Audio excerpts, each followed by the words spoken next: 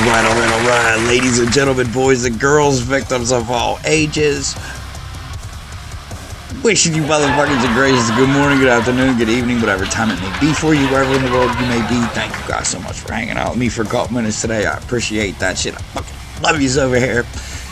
Okay, right, so now that I have to go through this whole divorce process with my fucking cheating, fucking lying, disgusting, pig horse, scumbag fucking wife.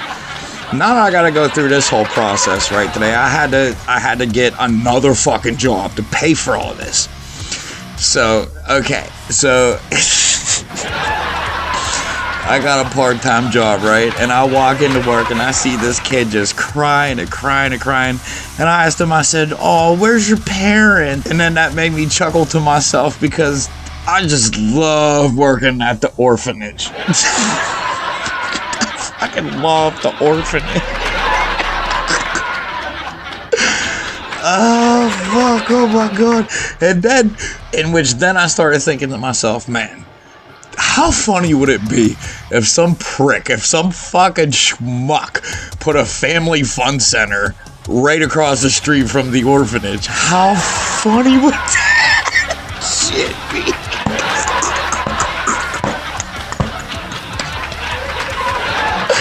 How fucking funny would that be? Holy shit.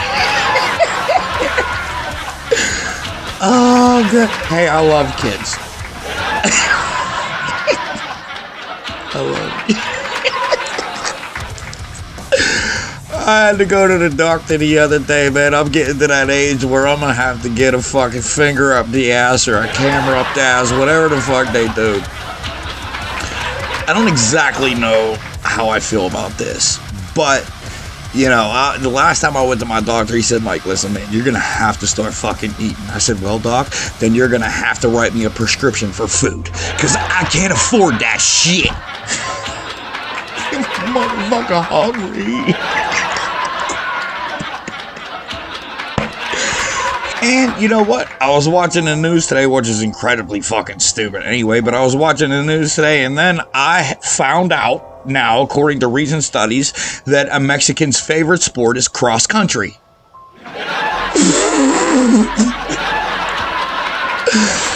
You guys are important, cared for, valuable, and unbelievably appreciated. Listen, I got a fucking huge couple weeks coming up with uploads, man. This is gonna be so good for you guys. Today, I have 3 videos for you guys. The first one comes from Anna Horror Stories. Oh, Polo Tink Tink. Polo Tink Tink. This is about 10 corrupt cops getting life sentences in prison. I love seeing these dudes get fucking wrecked for being the fucking tyrant scumbag pieces of fucking shit that they are. Love it. The second video comes from Steve Bell. This is Sydney, Nebraska. Pigs just fucking flipping out. You let me know. Was this dude an unprofessional piece of shit? I don't know, man. And then, listen, the last video that I got for you, you guys let me know. My man, motherfucking T-Dog51, he went down and filled out a complaint on a police officer, and he feels that this stop is retaliation for doing so. So make sure you guys let me know how you feel about that shit. That all being said, let's fucking jump right into it. And a horror story. Show us these pigs getting fucking handled. Let's go. Whoa, whoa, whoa, whoa, whoa, whoa, whoa, whoa, whoa, whoa, whoa. Hold on. Time out. Before we get into the video, I almost fucking forgot. Listen, roll them up, twist them up, light them up, spark them up, pack your bowls, fucking crush your pills, whatever it is that you guys fucking do, pour your drinks, man. We're going to get fucking twisted. We're going to check out these videos. We're going to laugh at some pig pieces of shit, and we're going to have a fucking good time doing it. Okay, that's all. I forgot to say that. Okay, roll it back up. And horror stories, let's go, girl. Bring up right with the shotgun blast!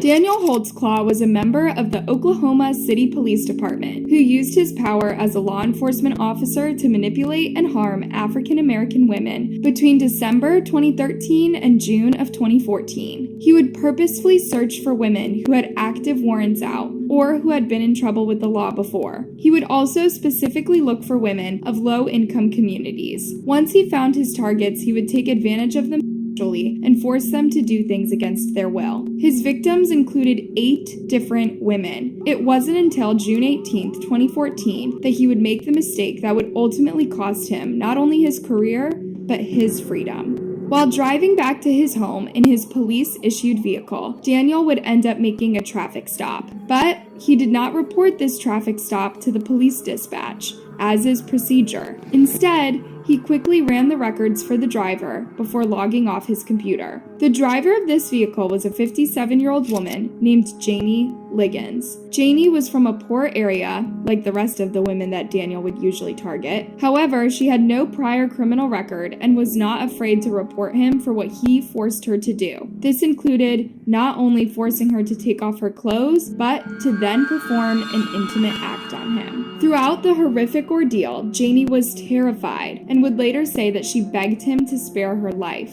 The following day, Daniel was brought in for questioning. He was interviewed for 2 hours, during which time he completely denied everything that happened with Janie. He claimed he pulled over Janie because he saw her vehicle swerved. He then said that she appeared nervous and even crying. She was also unable to provide him with a valid driver's license. He explained that he had Janie step out of the vehicle so that he could pat search her. Did your hands go on her at all? I backhanded her on as far as the side. Where on her body? Tell me, you backhanded? Her waist, and the back portion. I didn't touch her butt or anything, but the back portion of the waist. And then she lifted it up, like right here. The investigator, who has been playing extremely friendly so far, finally breaks it to Daniel that Janie has accused him of sexual misconduct. But showing how much experience as an investigator she really has still led Daniel to believe that she believed he had done nothing wrong. Well, was there anything? An accidental touch, anything? If she thought it when I pass searched her, but there was nothing as far as I felt like I would do anything as far as sex or anything like that. And for my safety, I just checked to see if the weapons or anything. At the conclusion of the interview, the interrogators came to the conclusion that they believed he was being untruthful, and he was soon removed from the force. He was arrested in August 2014 and eventually charged with 36 counts of different offenses. During the trial, DNA taken from one of the victims, who was an underage girl, was traced back to Daniel. The case was brought before a jury, and he was convicted. Count 8. Defendant is guilty of the crime of forcible oral sodomy, and punishment is set at 20 years.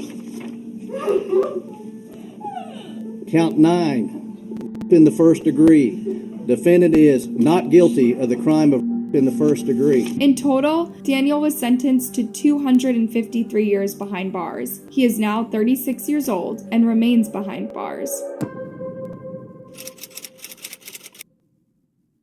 Derek Chauvin was a former police officer from Minneapolis, Minnesota. He is infamously associated with the death of George Floyd, an unarmed African-American man. Prior to the death of George Floyd, Derek had 18 different complaints on his record. On May 25, 2020, George was accused of trying to use a counterfeit $20 bill at a market. When Derek and other officers arrived, they claimed that George tried to resist being arrested.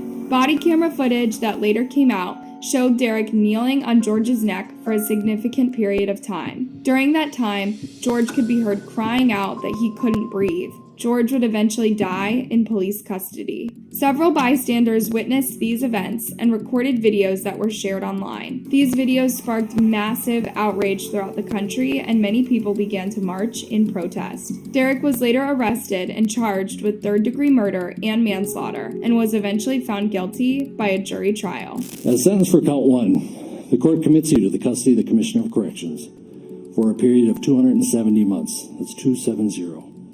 That is a 10-year addition to the presumptive sentence of 150 months. This is based on your abuse of a position of trust and authority. Michael Dotro is a former police officer from New Jersey who set fire to the home of another police officer that was superior to him. The officer and his family were asleep in the home at the time. Luckily, they managed to escape the burning home with their lives. Michael was charged and convicted of attempted murder and has since been called a monster for his horrific actions. He was sentenced to 20 years in prison behind bars. Considering his age, it is possible he will not be seeing life as a free man again. The judge chastised him, telling him that he caused immense harm, not only on the victims and their family, but to all of the community. He also sent a message that there are officers who cannot be trusted, despite what their badges might say. The only way I can make sense of the sentencing, and I also want everyone to understand where I'm coming from with regards to this, especially if there's going to be any appellate review of this sentence. I want those judges to know the sentence to be imposed in this particular case is because Mr. Dotro, through his conduct and his admissions, spanning from 1998 to this year, represents the worst that we can possibly expect from someone in this society.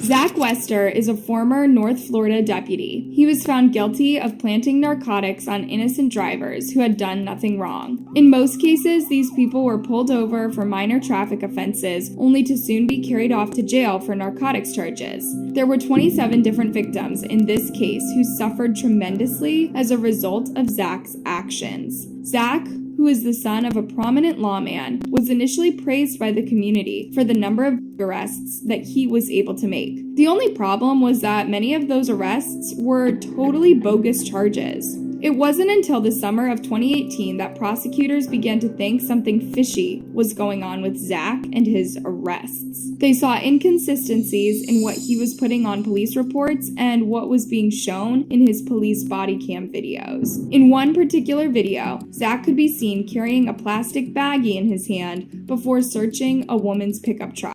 He then arrested her for the drugs that he planted. Zach was eventually arrested in 2019 and found guilty of racketeering, fabricating evidence, misconduct, false imprisonment, and possession of drugs and paraphernalia. He denied any wrongdoing. Drugs were there. I did not put the narcotics there. Watch Zach question an innocent man after he planted drugs in his vehicle. You can only imagine how scared and confused this victim must have been. The substance appears to be an illegal narcotic. Do you know anything about that?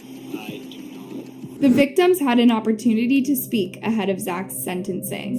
You, Mr. Wester, you've robbed me of my credibility being a mother and a grandmother for the last 3 years. I've probably missed 1.5 years of my grandbaby's life because of this. I wish you no ill will, and you'll never know what you've done to me until you have children of your own. So, Zach, dressed in an orange jumpsuit and wearing a face mask, could be seen wiping away tears as his sentence was read aloud. Zach was sentenced to 12.5 years behind bars. Eric DeValkenair is a former police detective from Kansas City, Missouri. On December 3rd of 2019, he shot and killed Cameron Lamb, an unarmed black man. The shooting occurred at Cameron's home. He and his partner, Troy Schwalm, reportedly entered Cameron's property with no warrant and without the homeowner's permission. There was no active pursuit and no apparent reason for Cameron to have been detained. He did own a gun, but it was found on the floor of the garage, not on his person. Also, prior to the shooting, Troy said that he saw Cameron's hands on the steering wheel of his vehicle. In other words, he was not holding a gun or presenting any threat. Eric was charged with involuntary manslaughter. Friends and family members of George Floyd, Jacob Blake, and Oscar Grant are in town for the trial. We're not asking, we're demanding. We come in from all over the country. We're not going to stand still and let this continue to happen to us over and over again. In the end, a judge, not a jury, will decide DeValkenier's fate. The trial was very controversial. One particularly emotional moment was when Troy Schwalm took to the stand to talk about the events that occurred leading up to Cameron's death. Sergeant Schwalm, do you believe that Eric DeValkenier saved your life on December 3rd, 2019? There are tissues behind you. Yes. Sergeant Troy Schwalm's face was twisted up, holding back tears. The charge against Eric DeValkenier is involuntary manslaughter, a death as the result of recklessness. The prosecutor had harsh words for Eric's actions leading up to Cameron's death. Careful and responsible police officers protect our citizens in their own homes. Careless and irresponsible police officers shoot citizens in their own homes. Cameron Lamb was slowly backing into his garage when the two officers ran through the yard at him.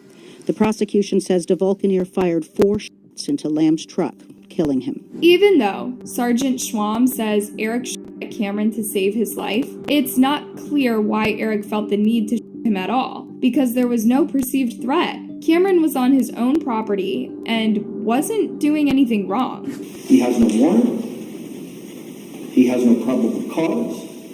No information about any crime other than a traffic offense. But the defense said that Eric and Troy had pursued Cameron because he was driving recklessly at speeds exceeding 90 miles an hour. He also had 2 children in the back of his vehicle. He had been chasing after his girlfriend at the time, but ultimately made the decision to discontinue the chase and return back to his house. This still doesn't explain why Eric thought shooting Cameron was necessary. Back in 2019, police said crime scene investigators found Lamb's left arm hanging out the window and a gun on the ground below it. Schwalm testified he did not hear a gun drop to the ground. The prosecution accused Eric of planting a gun on the garage floor to make it look like he actually had a reason to and kill Cameron. Eric denied this. He tearfully explained what he said happened leading up to Cameron's death. He could barely get the words out. He takes his left hand with the gun, and as he brings it along up and around the left-hand side of the steering wheel is when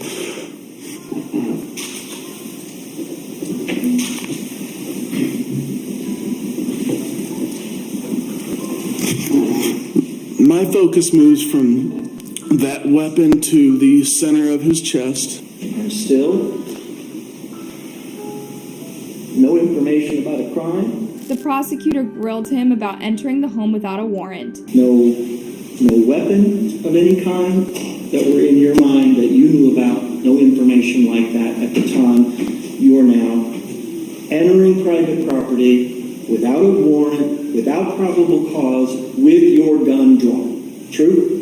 As all officers in my situation would have done. But the defense tried to paint Eric as a hero who did what he had to do in order to save Troy's life. In my situation would have done. But the defense tried to paint Eric as a hero who did what he had to do in order to save Troy's life. Did you have time to get a warrant? No, I did not.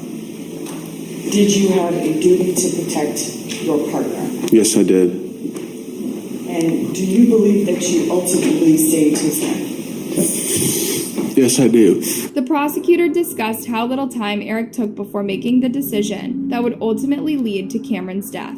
9 seconds from the time you start to encounter this individual without a probable cause, without a warrant, without knowing what crime, before you pull the trigger. 9 seconds. Before he presents the weapon in a threatening manner, correct? Yes, 9 seconds. Yes. Ultimately, it would be up to the judge presiding over the case to determine whether or not this was manslaughter or a matter of self-defense. The court is further compelled to find beyond a reasonable doubt that when defendant shot and killed Cameron Lamb, number 1, defendant was not acting in lawful self-defense.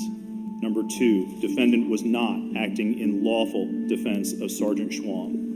And 3, it being conceded that defendant and Sergeant Schwalm were not effecting an arrest of Cameron Lamb or preventing his escape after an arrest. The judge ended up declaring that Eric and Sergeant Schwalm broke the law by even coming onto the property in the first place, and that escalated the situation in a way that it never needed to be. He also said that they exhibited negligence and poor judgment. At this point, Troy knows that things are not looking good for him, but watch his reaction as the official verdict is read aloud. As to count 1, in which defendant is charged with the Class C felony of involuntary manslaughter in the first degree, the court finds the defendant guilty of the lesser included offense of involuntary manslaughter in the second degree, a Class E felony. As to count 2, the unclassified felony of armed criminal action, the court finds the defendant guilty.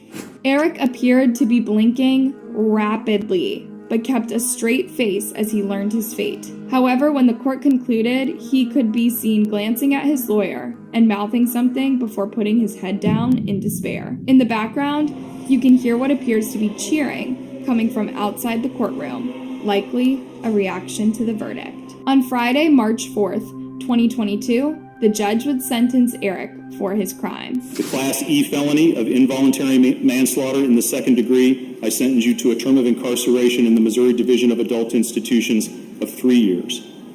On the unclassified felony of armed criminal action, I sentence you to a term of incarceration of 6 years in the Missouri Department of Corrections.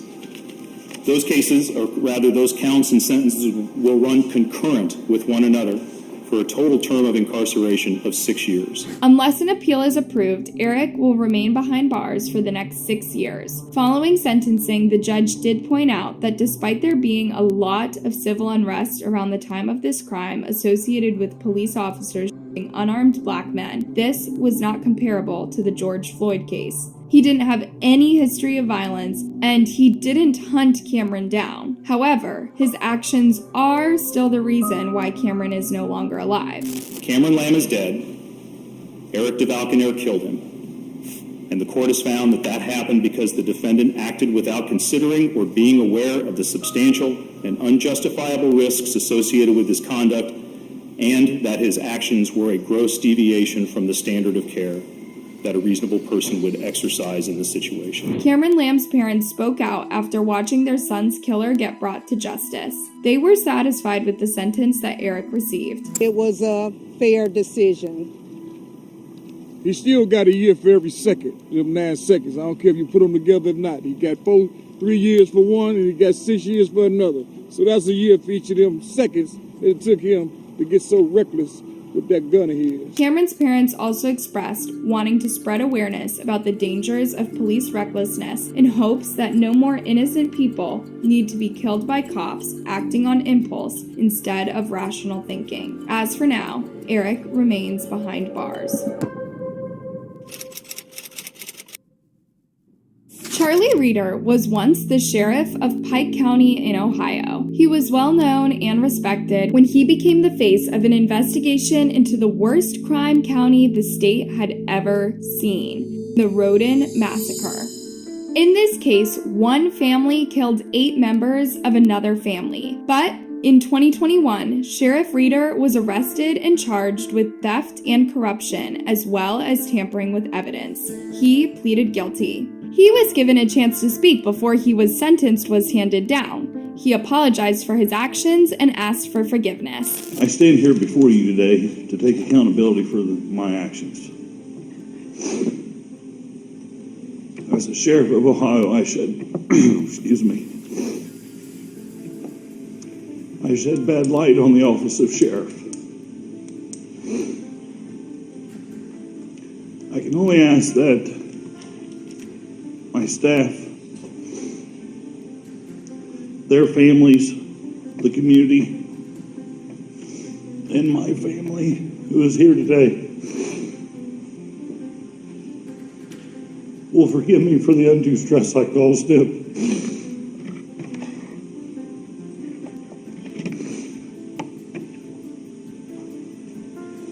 For this, I'm terribly sorry. He also asked for no prison time so that he could spend time with his aging parents while they were still alive. He begged to be sentenced to community service instead. Please do not send me to prison. I have roamed, but I'm not ruined. I still have a lot of good left in me. I thank you for your time. The judge didn't seem affected by his tears and ultimately sentenced him to 3.5 years in prison. He was released early in May of 2023.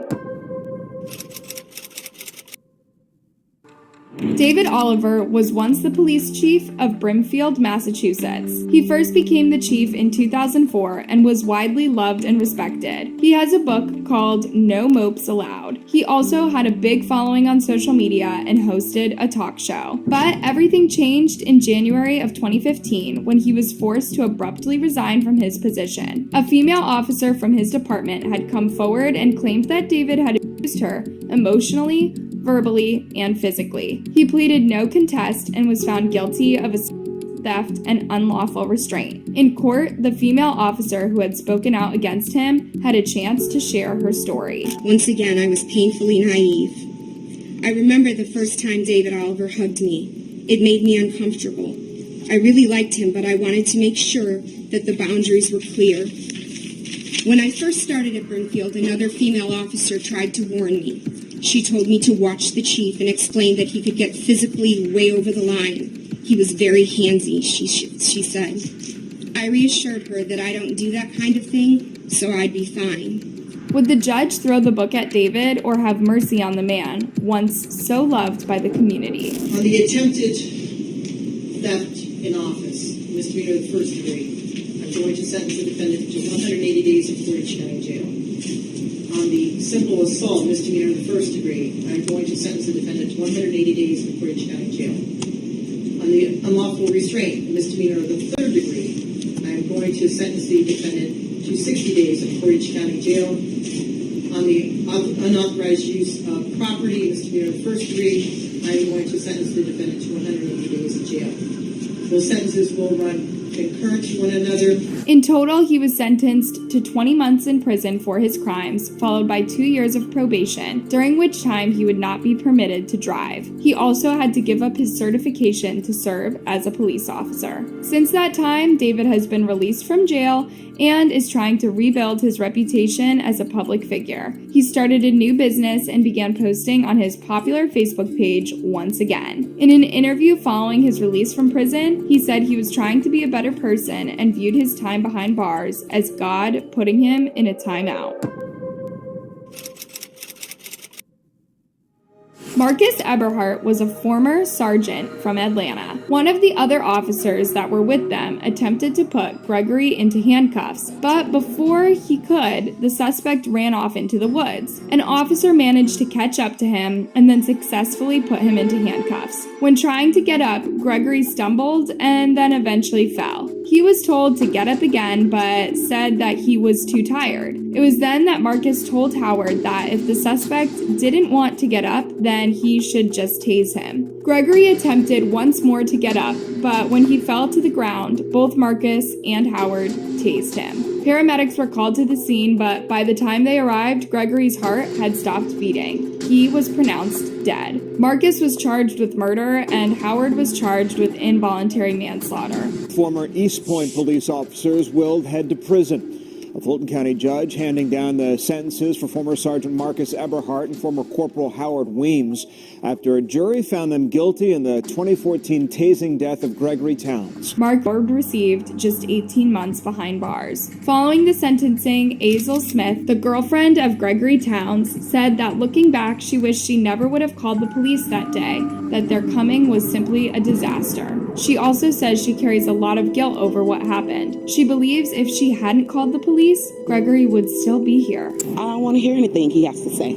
I just really don't want to hear anything he has to say. Gregory's not here to respond for himself, so I did it for him. Reports say that Gregory was tased a total of 13 times. The toll on his body was simply too great. Daniel Saylor was once a police chief in Orange County, Florida, but in 2011 he was fired from the force after using his power and connections to a sexual battery offense that was committed by one of his friends. His friend, a man named Scott Bush, committed sexual battery to a child under the age of 12 years old. Daniel was also accused of accepting a bribe in order to hire another officer who sold photographs taken at the site of Tiger Woods' car crash in 2009. Find the defendant guilty as charged in the information. Daniel Saylor dropped his head when he heard the guilty verdict. It was role reversal. Windermere's former chief of police was the man being fingerprinted and handcuffed. Daniel was charged with perjury and corruption. At sentencing, Daniel said that he did not know what to see in response to the verdict, but could only ask that the judge have mercy on him. But the judge ultimately sentenced him to 8 years behind bars. Prosecutor Ryan Williams felt the sentence was justified. As I told the court, every day in this courtroom, we depend on people telling the truth. And if you don't tell the truth, there has to be ramifications for that. Daniel has since been released from prison after serving the entirety of his sentence. Aaron Dean is a former police officer from Fort Worth. In 2019, he shot and killed a 28-year-old black woman named Atiana Jefferson. A neighbor had called and asked for a police officer to come out and do a wellness check at a home belonging to the victim's mother. When he arrived at the scene, then 38-year-old Aaron shot Atiana through a window.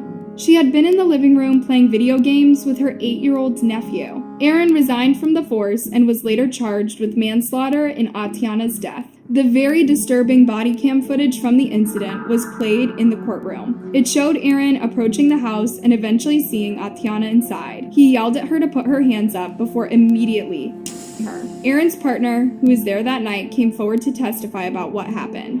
Did you ever see a Tatiana's gun? No, ma'am. I saw her face. Is that burned in your memory? Yes, ma'am. But when he was called forward to testify, Aaron insists he saw Tatiana holding a gun and that he acted only in self-defense. What do you see? I just saw the silhouette of the person and the gun. I don't recall seeing hands, but I did see that weapon pointed at me. You're not saying the gun's on the floor? No, the gun was pointed directly at me. And about how high up on the silhouette was the gun in your mind when you're looking at this?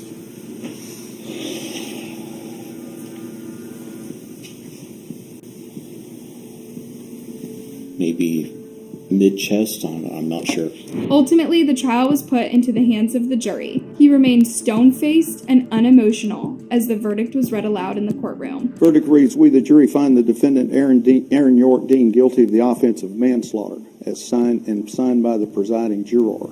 Aaron was ultimately sentenced to 11 years and 10 months behind bars. The family members of Tatiana Jefferson spoke highly of the young woman whose life was taken far too soon. She was described as a woman with a bright future who dreamed of attending law school and had a lot of plans for her life. Sadly, these were plans she was never able to accomplish. The main lesson to be learned from these stories of these 10 corrupt cops is that it doesn't matter how much power or how many connections you think you have. If you break the law and take advantage of people, you will one day have to pay the price, just as all these men have to. Thank you so much for watching, and don't forget to subscribe.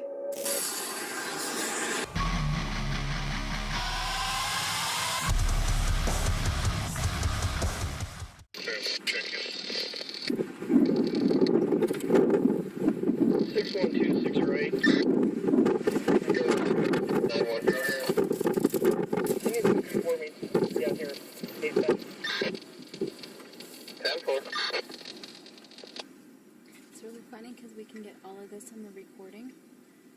23 there, sir. Here, I'm going to give this to you to hold on to. 6087. Go ahead, 608. I'll be out at 612. 10-4.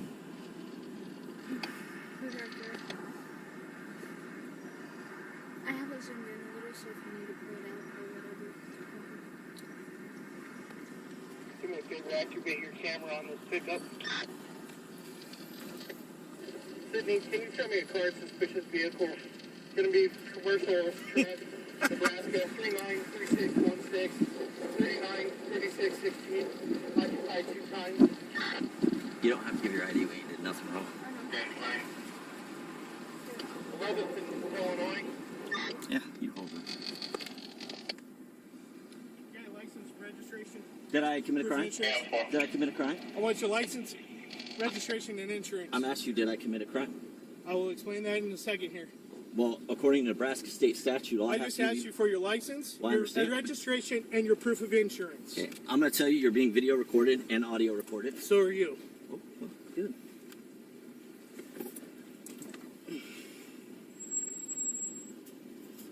And you're telling me I did not commit a crime. Correct? Check A 612 for 393616, white and gray 92, 1500, white and gray 92, Charlotte 1500, registered to Stephen Dell, 2446 11th Avenue, 2446 11th Avenue, Sydney, expired 2014, February 2014, insurance is still valid. I'm going to ask you again, what am I being pulled over for? What am I being stopped for? Am I being detained? Not at the moment. Well, can I have my license registration be free to go, please? Why are you circling my crime scene? I do not have to answer any questions without a lawyer present. Okay, why are you constantly following us? I do not have to answer any questions without a lawyer present. Are you afraid? I do not have to answer any questions without a lawyer present. I'm going to tell you what. The next time you follow me to a crime scene or any scene of that nature, including a traffic stop or anything of that nature, I will arrest you for obstructing. Because one, you're taking away my focus on what needs to be taken care of. But you're All we're doing but is you driving. are Let me explain something to you. Well, let me explain something to you. You don't run the law, you only enforce the Do you law. want to go to jail for obstructing? For what? For I'm obstructing? driving down the street. You are taking away from my duties right now. All he's doing is driving down the street. Do you want to go to jail too? For what? For obstructing. What? Obstructing Officer what? Hopfrock, what am I instructing by driving down the street? Well, Stephen, what he's trying to explain is when you keep driving by and things like that, he has to take some focus away from what he's actually So trying the to do. 5 other cars that I've watched do the same thing, they're going to get stopped too tonight? You've Because I have them on video, Officer Hopfrock. Well, I have this video. You've drove around at least 5 times since I've been right here. So is other vehicles. So are They're people leaving walking the, by. They're leaving the theater. That's understandable. Or you just So you're telling me I don't have the right of freedom of movement? All I'm saying is, you're creating a problem for yourself. You're creating a problem for me you're right now. creating. Look. You have stopped me for no reason. Stop following us around. There's no law against that. Stop following us around! That's your last warning! You got that, Go ahead and record it. Officer Tobler 612, no problem. Just because you're a chicken shit motherfucker and you have no problem. Scott, that's enough. Stephen, go, okay? Just go. I would like to file charges. He threw something at me for assault. Okay. I would like to file charges, Let me Officer get you Hopfrock. information, and I will forward that on to Major Akins. Okay, Okay? I'll He wait. handles all of the internal affairs. Okay? So what's a phone number for you, Stephen, so he can get a hold of you? Scott?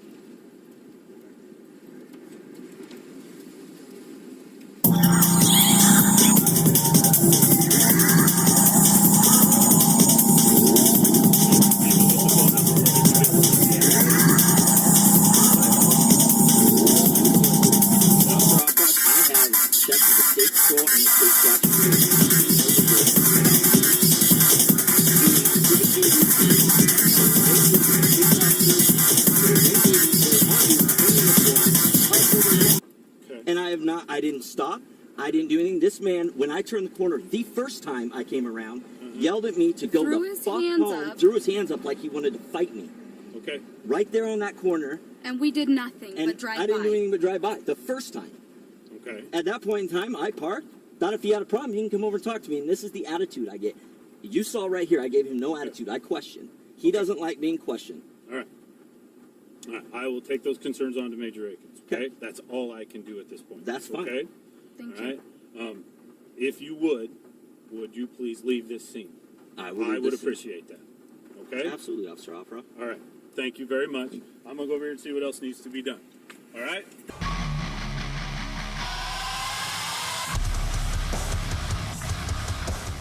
You said at the beginning you don't give a damn. Here, I'm recording. I don't care about your recordings. Y'all can alter those. When you get here, we're gonna. Sir, we can't alter nothing. Yes, you can. Okay. Yep. Okay. Yep. Look at that. Let's Can see. you alter this phone? Yes, you can. Try altering your teeth, them little raggedy motherfuckers. Guess what? You going with me when you get to Yep. There you are. Yep. You might run that on other people, but you don't run it on me. Okay, well, you got to have a lawful reason to arrest me. Watch. Yeah. The traffic law can arrest you. Okay. All right. Tell me what law. Tell me what law. Traffic violation. Okay. What violation? I don't know you. You might. What violation? I don't care about you knowing me. Okay. You're not supposed to know me. So what law? What law? Sir, what law have I broken? What law have I broken? What law have I broken? Traffic law 10. Which one? So that's an arrestable offense. Yes, sir. Name me the law. Name me the law that will get you arrested for 10. No, I'm not. Because you don't know it. You're sitting here lying because you think you're going to intimidate somebody. I ain't trying to intimidate. Yeah, you are. I'm telling you. Don't point at me. Take me to jail then. I am. Take me right now. Take me right the fuck now. This dude don't want to cooperate. No, it ain't. No, I'm not your dude. I can take him to I'm not your dude. because he don't want to cooperate. No, I'm not. You know what? Are you a sergeant? How you doing, man? Are you a sergeant? My sergeant on the way. Okay, well, this dude right here, he's very disrespectful. He's been talking to me like I got shit on me. He don't want to give his. And no, I told him I was going to give it to him, but he telling me I better do it. Because he said we can't do that. You can't. Why are you going to ID the passenger? He's not driving. He just took it off. He just took it off. Been here for a minute. Oh, well. Better knock that off. He just took it off. Come on, bruh.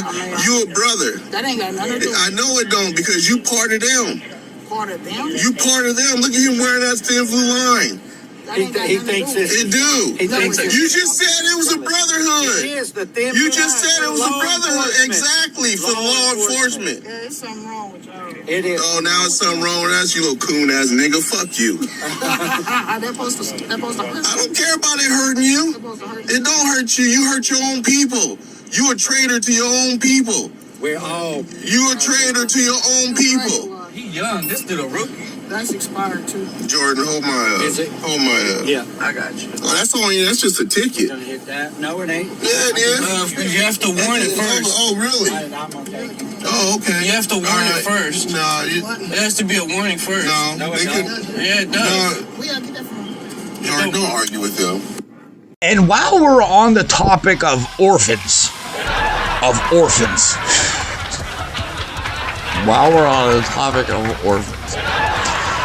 the main reason why orphans can't play baseball is because none of them know where home is.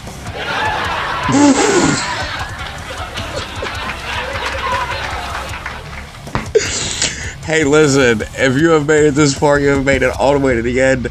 Thank you guys for hanging out with me for a couple minutes today. I appreciate that shit over here. Very, very special thank you to the 3 channels that I highlighted today, and that was Anna Horror Stories, Steve Bell, and T-Dog51. If you are unfamiliar with these channels, I always leave the original links in the description for you guys to head on over. Let them know we was getting fucked up. We was watching their videos. We love them. We appreciate them. We got their fucking back over here. If you have a Facebook page and you're not banned, which I don't even see how that's fucking possible. I really don't even see how it's possible to not get fucking banned. However, if you have a page and you're not banned and you are allowed to participate in shit and leave comments and like things, make sure you guys head over to the USVSTHEMPGH Facebook group. My motherfucking main man, Chris, he runs it for us over there, and he does an amazing job keeping you guys entertained with shit all day long that I do not show on this channel. So thank you, Chris. I appreciate you over here, buddy. That all being said, hey, listen, man, you guys are important, cared for, valuable, and unbelievably appreciated, especially to this fucking guy. If no one has told you guys that today, just know that I love you, and I will see you in the morning. Cheers, guys. Stay safe. These are my people, and this is my land. This is what we pray for, and this is God's plan. And if you ain't from here, then you won't understand. This is my country, and this is who I am.